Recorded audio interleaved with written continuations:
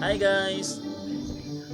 Bigyan ko kayo ng tips and tricks on grow a garden bee update. So yung gawin nyo dito is huwag nyong sayangin yung mga fruits ninyo, yung mga nakolekta ninyong pollinated fruits. Like for this example, I have 4 kilogram and 3 kilogram grapes. So wag nyong ilagay dito kaagad yung mga fruits nyo na nakolekta ninyo.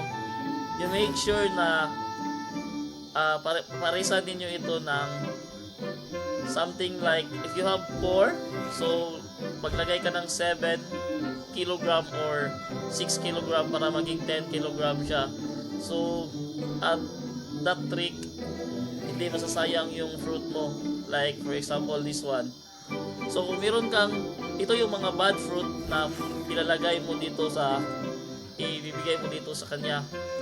So pag meron kang 3 fruit, that's a bad decision if magbigay ka ng isang 4, isang 3 at isang 3. Also bad decision din na naglagay ka na ng 4 tapos maglagay ka ng 10 kilogram. So what is the good thing that you must place here? So ang dapat mong gawin is pag meron kang 3 and 9, so that's a good one. Also 3 plus 7 equals 10. Just make sure that the total of your fruit kilogram is 10, so that you will not waste your pollinated fruits or plants.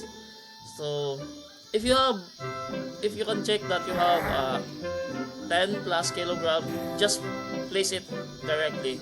Or you have 40 like this one, and show you pollinated.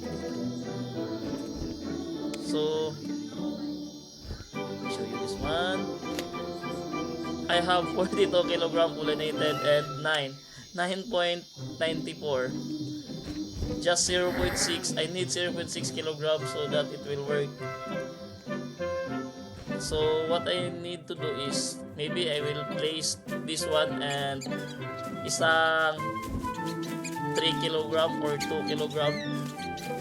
That makes 10. It's just a basic math. So yun lang. Bye bye.